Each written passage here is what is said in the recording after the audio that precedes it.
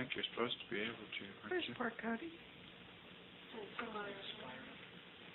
On Sunday? It's a little one, right? The little bitty one? There's no... When he moved it, there was... Is there a signal now? Can you... No signal? Port Cody, do you want to help check on that? Silver switch on? Yes. Can you... Hello? Okay. All right. It's okay for those going to retreat to... they don't have to all go at once, because it's okay for the main craft to still have a car by delivering them. And of course, you couldn't have a check partner and deliver more than 3 or 4 people, could you? And we're going to have as many as 5 retreaters going, and it will be 6 if there's a vacationer. So that sounds like be best to schedule a couple of times, and that might also help out some of your little scheduling problems. Like you might take a group over and then go pick up the ones who are getting off their out-of-craft task and take them over, so that you can break it up that way. So instead of retreat taking a car, and you're being without an additional car during the time they're at retreat, if it's okay with T, we'll plan on your delivering them. And then that means that a garage door opener to the retreat garage has to go with you anytime you're delivering or picking up, because you will drive right in the garage door, close the garage door, they'll get out and go through the patio to their retreat and never have any visibility to any neighbors. Okay? Y'all understand that?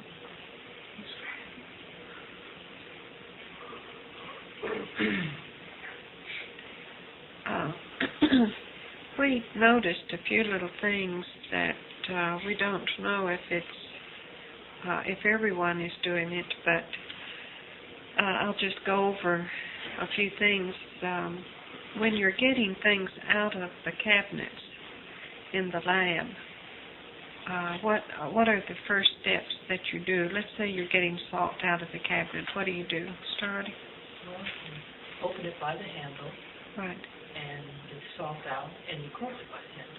How do you know you're getting the salt? Well, you're reading the label. Okay. How many times do you read the label? I'm not sure. I would assume I would read it when I get it out. And my check partner would then read it too. Well, let me give you the procedure. You open the cabinet door, like she said, with using the handle. You look at the salt. You read the label while it's on the shelf. Then you take it out and you read it again. Then you hand it to your check partner, and the check partner checks it. And then you use it. But yesterday I observed an individual fill in another container with salt, and I did not see him read the label one time. But he recognized the bottle. Now, the worst thing you can do is to never read a label and to have something in a characteristic type bottle, if you know what I'm saying. Yeah. In other words, this was a brown bottle. It'd be better if all your bottles were alike. All your jars were same size, same color, same... So in order for you to learn this lesson, we're going to get all the bottles the same size and the same color, okay? And you might have salt and sugar. And you milk. cannot put different color masking tape on them. You've got to learn this because it's extremely important. That's babying yourself. That's making a lazy mind. That's making you do something without your mind getting in. Only your vehicle's doing it because you know how to do it without even thinking. Habit. And that's what you do not want to do. You are not growing any next level mind when you do things out of vehicular habits. Now remember that because it's extremely important. Everything that you do in this craft, at your out-of-craft task, If you do it strictly out of habit, you are gaining absolutely nothing. Absolutely nothing. And that's not being negative at all. That's the truth.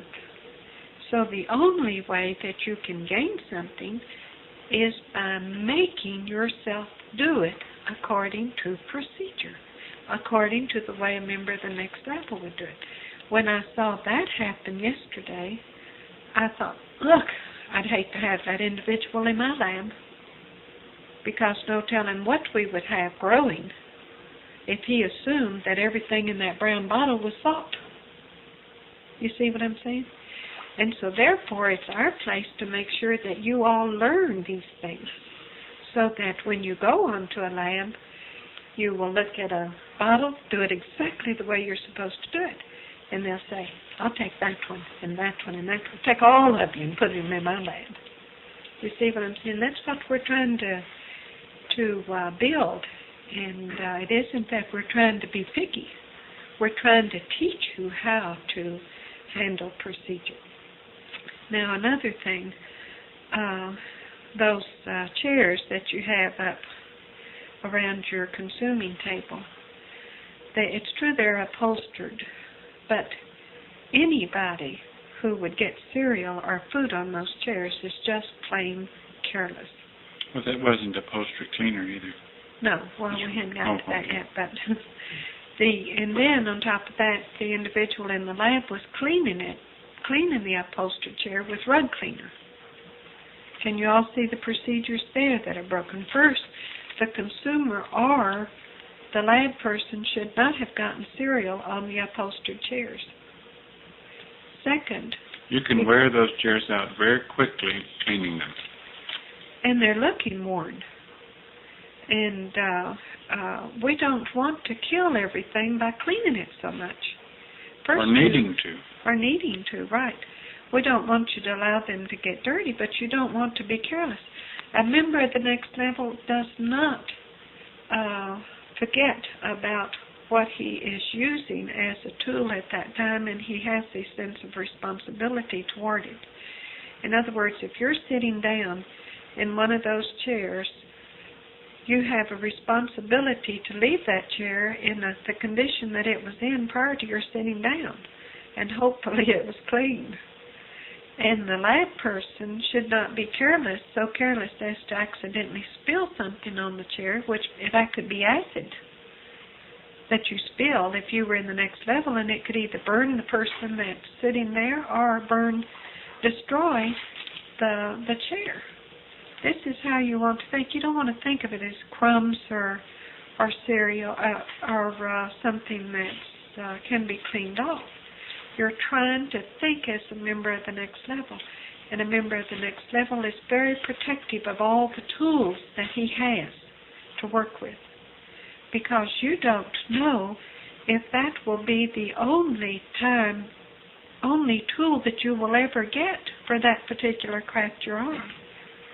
In other words, you will be airborne when you leave here. You're not going to be planted on a garden someplace, and you're going to have a craft that will have everything you need, but they're not going to have a monstrous supply of them, so that if you break them or destroy them, they can be replaced.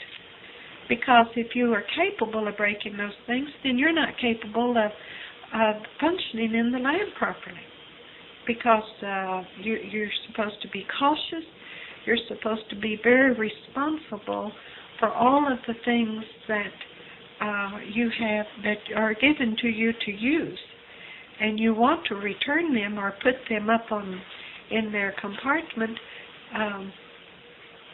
in the same shape that they were in prior to your using it. And that means they're clean of anything that you were using. Second, they are not broken or cracked or chipped or you drop them or whatever, where they're changed in any way. And how wonderful it is to be in a place where everyone has concern like that and everyone is careful like that. And you have absolutely no destruction. Destruction is a human characteristic. It is an animal characteristic. It is of this garden. It is not of the next level. So check yourself out in everything you do, and even if you have an out-of-craft task, you want to handle everything from a little pencil, an eraser, typewriter, anything as though it is a tool of the next level, and you want to handle it very carefully. I have seen humans who are typing, and if they have a manual typewriter, they'll just slam it, wham! And I can't help but wonder how come that thing doesn't go on off into space, They have no restraint. They don't know what it is to be cautious, to be careful. They'll slam the door. They'll bang the wall with furniture. They will do things that are unheard of in the next level. And because it is not a characteristic of the next level, it is a human characteristic. And we want you to practice that. This is why, I'm appalled, and I mean I'm appalled at the cabinets in the lab. When you begin to see it wear like that, then you should have tried to correct whatever it was that was causing that. You shouldn't keep on doing it. Part of the wood is broken off. And you all haven't lived in this house but 7 months. And they were new cabinets. So somebody didn't care enough to take care of those cabinets. If you saw finger markings on the cabinet drawers where you had to open them, then you should let us know that it's beginning to wear. And over the sink where individuals stand up against the sink to do the tools, it must be you're rubbing against that. Must be leaning, and as your body moves or something, the apron is rubbing that stain off the wood. But they did let us know. But the most important thing is what you said a moment ago about you should correct the way you're opening the drawer, or the way you're standing, or the way you're leaning at the first sign of damage. In other words, try to avoid the first sign. But if you see that you have overlooked some damage, then try to change your procedure so that damage ceases at that point.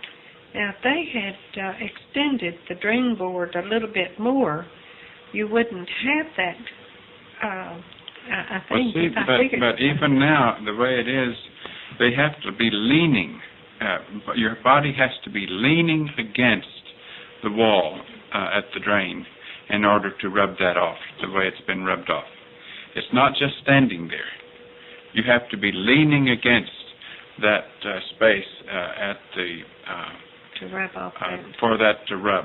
It doesn't mean everybody leans, but enough must lean that over a period of time it has worn off that way. Well, yesterday after I saw that, and I asked some in the lab to be aware of not leaning against it. Later I came back in there and they were leaning against it. And so, in other words, habit. That's right, it's habit. And what you want to do is to learn how to protect things that you have in your keeping. And this craft is in your hands. And I want all of you, even though the ones who are not in the lab, I want you all to notice what we're talking about, so that if it's happening in your BCs, you can correct it. Now, it's true we can cover it with paint, but, we don't know. Eventually it'll wear out. Sure, we can replace things you break. It's the same thing, but you're to learn how not to do the damage. What we're learning is that. Another thing, this sounds like a gripe session, but it's a time that Lynx is trying to bring things to your attention that you need to work on. A lot of times our procedures, you haven't worked hard enough to understand the reasoning behind the procedures, the purpose of the procedures. Not that you need to examine them or analyze them in a way so as to compete with them or compare them to how humans would have done a similar procedure, because that would be wrong. But you need to have some understanding, positive understanding. In other words, instead of looking at it critically as you analyze why this procedure, you have found out the positive understanding of why this procedure exists.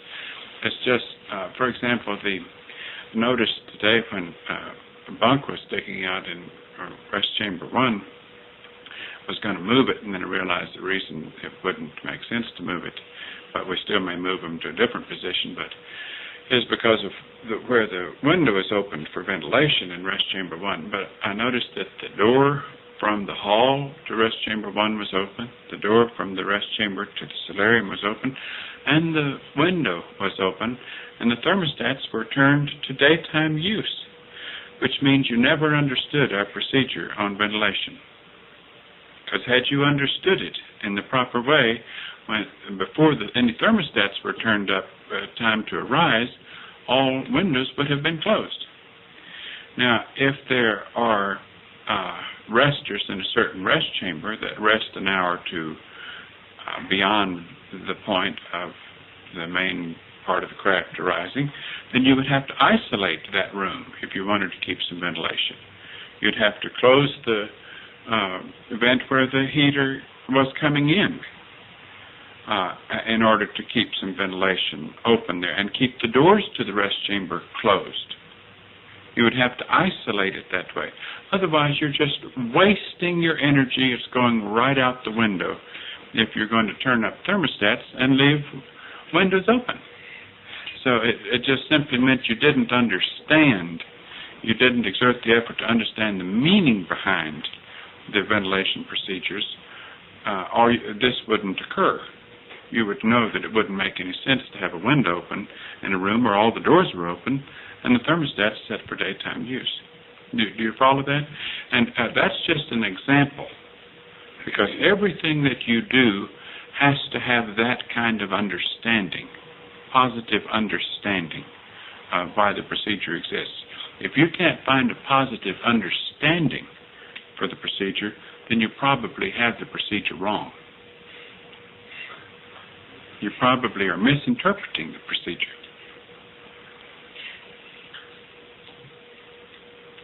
Okay. Do we have some questions? We had some that we thought that's why we called a meeting.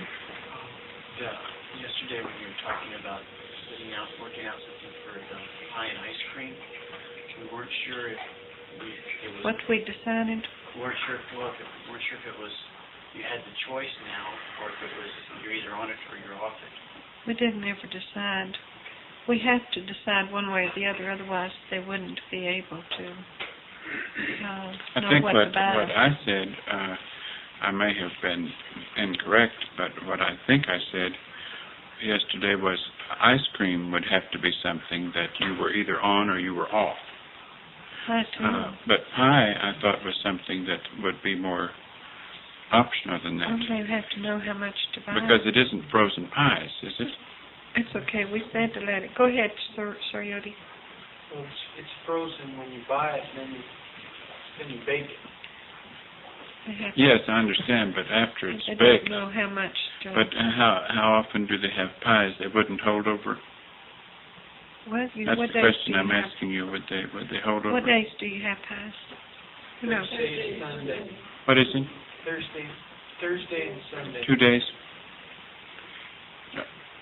When are the pies purchased? I don't know. Let me ask you something. Who never takes pies?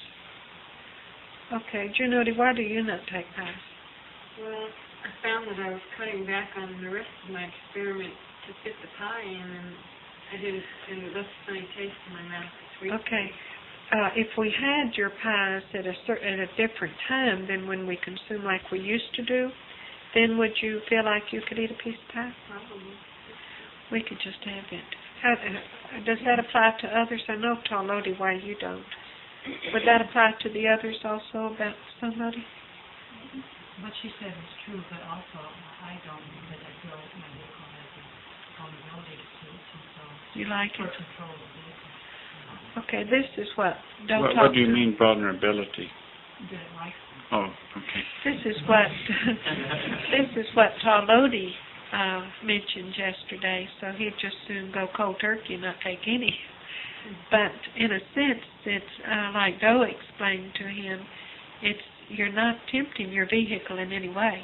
In other words, it's, consuming them, but still, feeling like I can take it or leave it.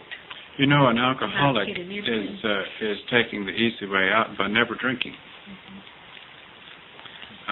But if he could go to a dinner party where he had to go and take a few sips of wine, and that happened every month or something, nothing has happened. But for those few sips of wine to to make him into a Dr. Jekyll or Mr. Hyde over again means he has no control. It's easier to do none of it. In other words, it would be harder, it would be better discipline for you, if you like sweets that much, to have them once in a while. And to overcome it. So And- you're not overcoming it when you take it off altogether. Right. If you have it once in a while, then it doesn't really matter to you. It'll take a time to adjust. For a while, if you like the sweet a lot, for a while having it once in a while, you'll look forward to that time that you're going to have it once in a while. But soon, it won't matter to you. That will change. And what you want it to do is not matter to you. But it matters too much to you to have to restrict yourself totally from it in order to have control.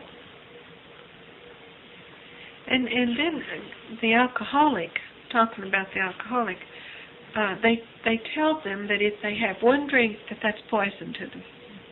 That they can't stop until they've had their 3-day binge or whatever it is. Which is like when a person has it, that's just telling you can't control yourself. And we're saying that if you have a little bitty old piece of pie, that isn't, even though you enjoy, it tastes good to your mouth, that doesn't mean that you have to go and eat the whole pie. The first time I heard of someone who couldn't take communion in church, where they served wine for communion because he was an alcoholic, absolutely my brain just warped, because I couldn't imagine that an individual couldn't take that little sip of wine when he's supposed to be thinking about his spiritual experience, but instead it turns him over to want to go out and get drunk. It shows that there is absolutely no control, self-control of that vehicle.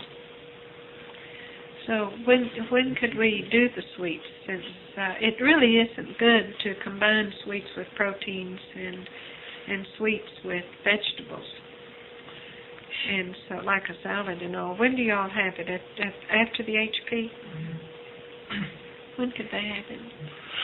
Well, they'd have to figure out, or you Can can, you all if you know remember your when you schedule used to well have it? enough, when can you have sweets and where it wouldn't be... It's just that It was an hour after we consumed it. No, that's not good. Alex Odie, is that how you remember? I don't mean that's not right, just Odie. I mean that's not good, combining. I could be wrong, but I seem to remember when we previously had ice cream and pie, it was available to people whenever they wanted, but they had to have it kind of spaced between a consuming time. What do you mean whenever they wanted? How did the lab handle it? San Antonio We were in trailers, I think, at the time well, when even that before happened. that, when we were in San Antonio, I believe we had like pies. People could come to the lab and request to get a yeast lab person. They would get their pie, or That's right. go to the next lab and request We were Tupelo. ice cream now, Mhm. and then go and have it. And it was because of people's autograph tasks and things, it was adjusted. But you don't know how many hours. We don't have any of our. Do any of you know? How many hours after? Uh-huh. I don't think that we had that procedure at that time. We didn't It go was into it. just there was a crew in the lab, and if there was a crew in the lab, they took time out of what they were doing for a moment to give you pie or ice cream. Right. Do y'all remember if it posed any problems? Do you know? be wrong, but I think the only time that it posed any problems then was if the lab was, in the middle of something. But they have a procedure not to go at that time. In other words, if I remember correctly, that the individuals would do it when someone's in the lab, request it when someone's in the lab, but not when they're actively in the process of preparing an experiment. Is that right? Well, what are they in the lab for? Well, They're they're just actively preparing, in my mind, means when you're mashing potatoes and fixing corn and the finishing touches. But when you're just in the process of preparing the HP or peeling the potatoes or something like that. Getting the salads ready, that would be okay. Or washing tools, things like that. Okay. Renata? I could be wrong, but I thought that we had a procedure that if they weren't in the lab, you could get those who were on duty at that time to get your pie and cake. That's right. That's true. Right. So in case you can't hear this on the tape, Brian Odie said that if no one was in the lab, that the ones who were on duty, the individuals could go to them and request that they get their pie or ice cream. And you do this with consideration. You try to do it so that you don't do it 5 minutes right after somebody else has done it, and so that they aren't just running back and forth from one individual after another, doing the same thing repeatedly. But if it sounds okay to T, then we'll try to reinstate that. You want to do that? Sure, but let's add some more things. Okay. Let's say that a person is in, two people who are on lab duty are meditating. Would you go and get them? Okay. Okay, suppose they're The answer is no. That was shaking the head no. No heads rattled, so you won't hear that. Also, if said like 3 individuals are working on reports and they happen to be on lab duty, you wouldn't get them. You wouldn't interfere with them. If a person is just sitting down watching television, would you get them? Yes. Even though it's news? Just thought Bess noticed Yes. That's a joke, Bess. Sure.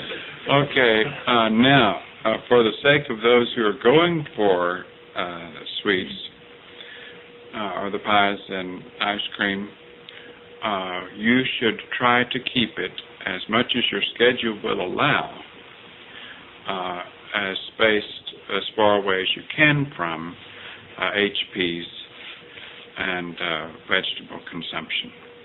You follow that? Because, in other words, give it more time, give the HPs and vegetables more time to digest. It's not an interference with fruit. It is an interference with HPs and vegetables. Okay? It isn't an interference with fruits. It isn't an interference with other... Sweets and fruits go together. Yes. Sweets and fruits are in the same category. Even cookies, things like that, they're not interference with each other. But sweets are an interference with vegetables or proteins. Now, the ones of you who have digestive problems, you really want to be cautious with how close you take your sweets to the HPs and the salads, because look at it this way: sweets digest very quickly.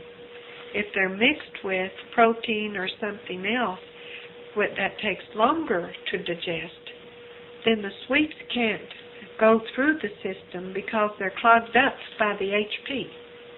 They can't get through the strainer because the HP is in the way, or the vegetables are in the way, and it ferments. And it ferments and causes gas and indigestion and all that stuff. It just slows down the digestive process. So if you understand that, you can kind of work out things so that what we want you to do is not have to take any digestive aids. What's the matter? It just flashed back to when you once told us how that person that always took their sweets first. I thought, well, they were the only ones that ever had it right. That's right. It would have been better. If you're going to consume a dessert with the meal, it would be better for the system to consume it first. Because it'll go out of your system quickly. More quickly. And if it were at the bottom of your stomach, it would get out quicker. But if you have something sweet that you're consuming with a meal, like humans do at their cafeteria spread, and they eat certain sweet things along, it keeps clogging up. It keeps stacking up things that need to go out quickly with things that can only go out slowly, and causes a great deal of fermentation. Now, if your systems were as clogged up as most human systems are clogged up, you would not notice these symptoms. It would not cause you much problem. But it is the fact that your systems are more cleaned out from the red clover you've taken, all the Naturalax and things, your colons, your small intestine, your large intestine are all the walls are a lot cleaner.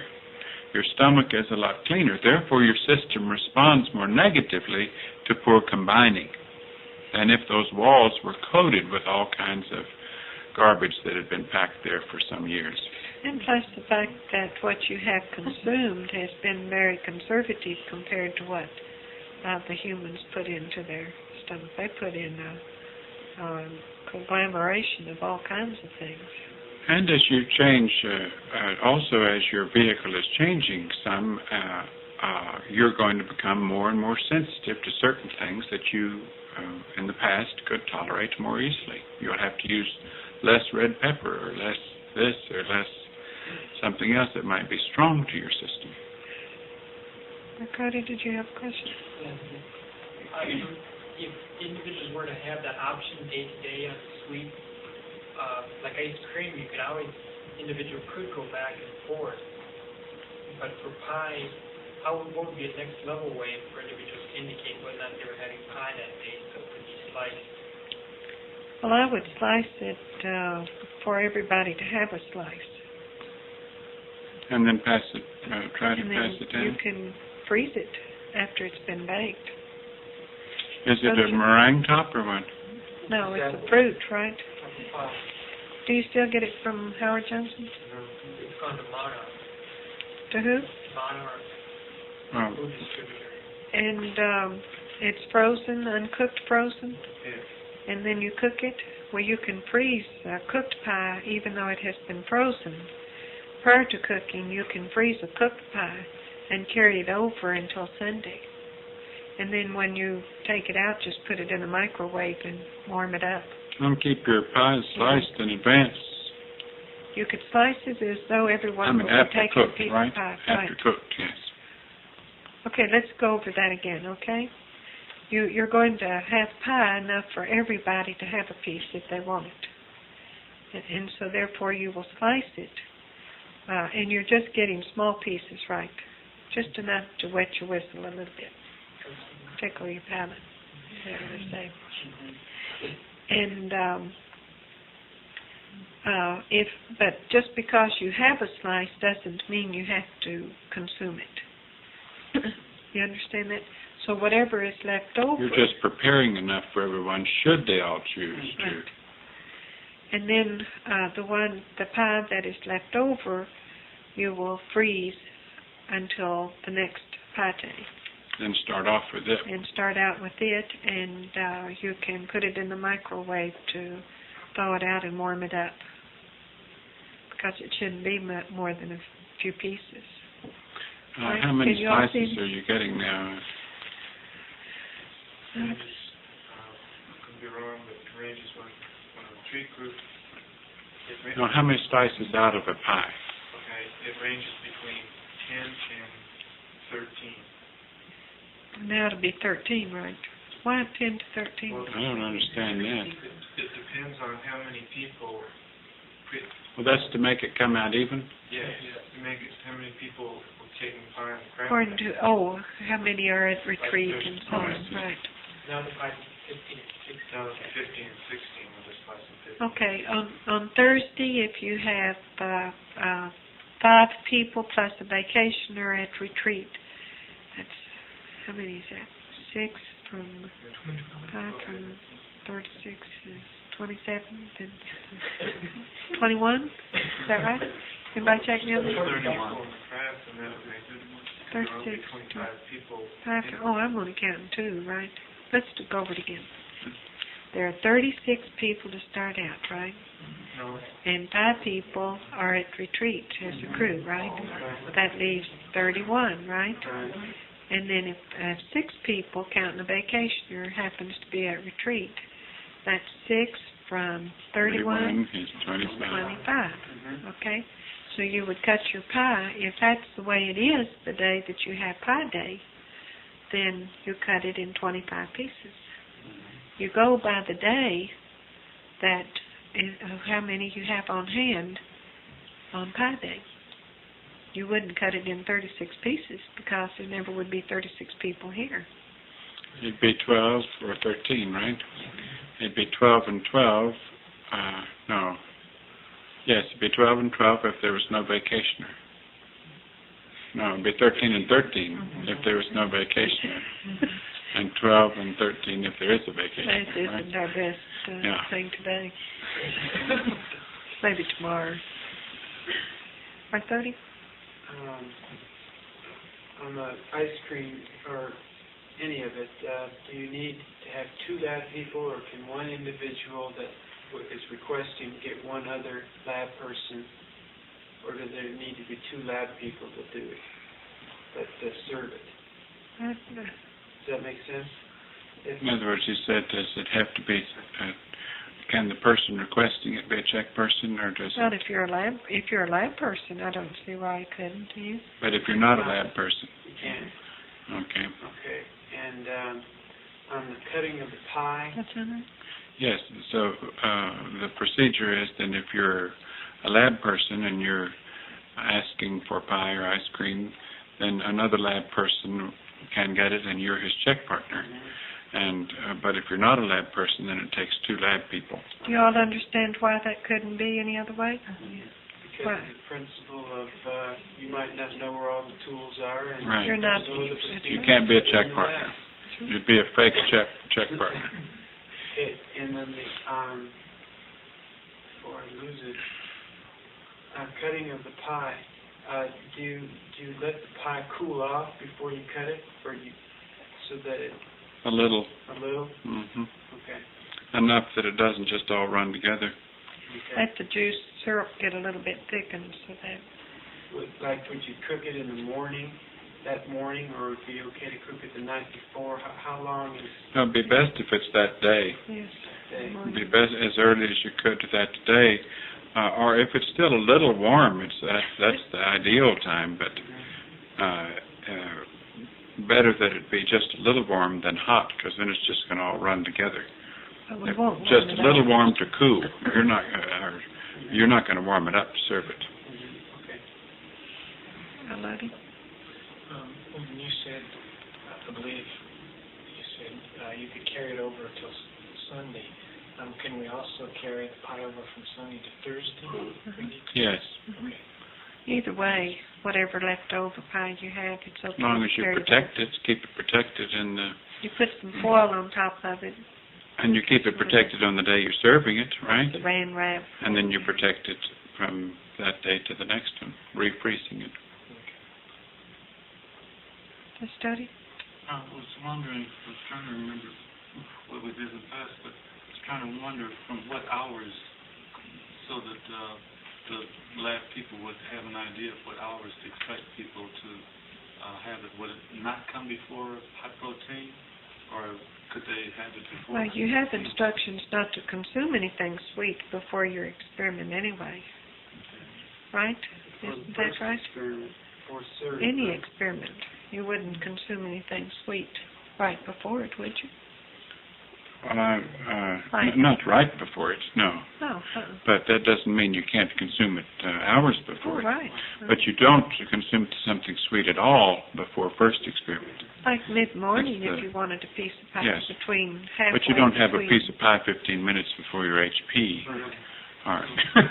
So the Nutrilab, anyone that was on Nutrilab or that was handling the pies, then they could expect any time after cereal that that they might be called upon to. They wouldn't have it closely after cereal even. maybe an hour after cereal they would have it ready in case people, but certainly not prior to that, because the same thing would happen. That whole grain takes longer to get out of the system. That cereal does. So we'd have to have the pies cooked fairly early. Well, they're already ready now. I saw them up there in on the, aren't those the pies that will for be today? today? Yeah. So they're ready fairly early already. I think they're automatically done, and if And they're were not they ready, baked yesterday or today? This morning? if they're not ready, people can't have them. You know, they That's just right. have to That's wait. all there is to it. They can just wait. You missed out. It isn't that they have to have them at that time. If they do have to have them, then there's something wrong with the individual. Now, I remember But I don't correctly, think that's a problem. if I remember correctly, when we did it this way before, used to have people handled it, and I think, might be wrong, I think sometimes we cut the slices and put them on plates. But what I'm thinking is, will this now mean that anyone, since at different... They will not be cut and put on plates. They'll be put on plates only as they're requested. We're not changing anything with the way you've been doing it. You will bake your pies the same time you've always baked them. The individuals who cut the pies will continue to cut them. If somebody comes and asks for a piece of pie before any of it's prepared, they just have to wait until it's done. We're not going to change any of that. The only thing we're changing is that the pies will not be served with the HP experiments. You will try to gauge your time that you ask for your pie according to midway between one experiment and another experiment. And and of course how individuals will get their pies. They will go to the lab and you know that procedure. That's the only thing we're changing. I mean, are fruits optional? I think that I would not cut out a fruit in order to have a pie. Oh no. I would be sure that you get that in your computer, because you need the raw fruit more than you need the pie. The pie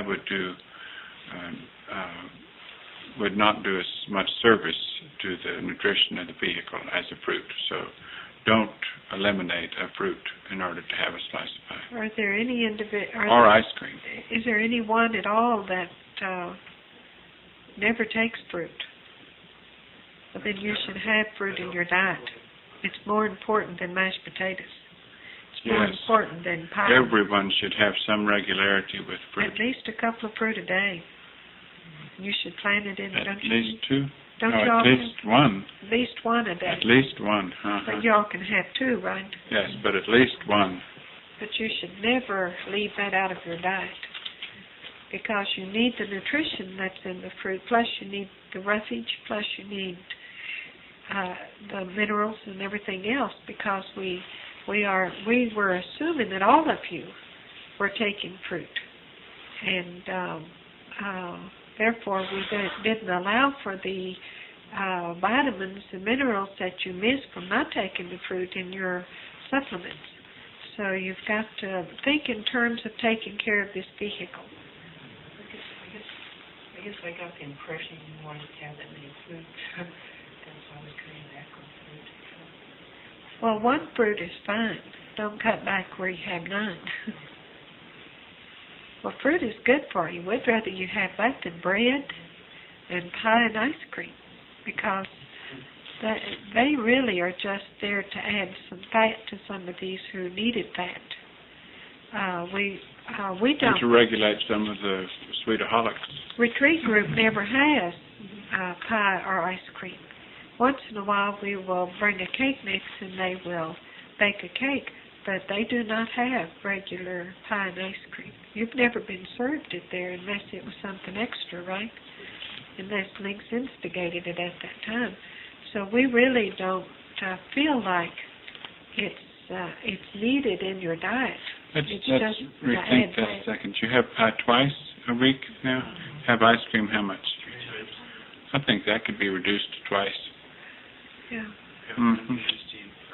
Well, you can reduce it to twice, so you all can figure out when that would be best. If you think in terms of keeping your vehicles in good shape until you get out of here, then if you have a choice of eating a piece of pie or a fruit, what would you choose? Right. That's how we would like for you to think. If you don't need bread, the ones at the main retreat, the retreat crew, some of them can't even eat bread with their HP because it affects their digestive system. You do not have to have bread with your HP. You can cut it out if you want to. If you eat the bread separately, like in a sandwich, at another time it's okay.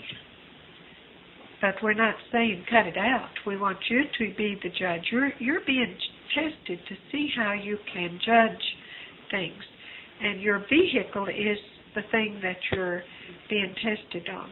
How can you take care of your vehicle so that it has the proper things?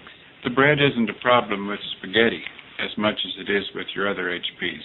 I don't know if you know that, but the bread doesn't cause as much problem in your systems digesting it when you're consuming spaghetti. You'll have a lot less problem with your systems when you're consuming spaghetti if you just coat the noodles and don't eat the sauce. Or the meat. Because in other words, if you let the sauce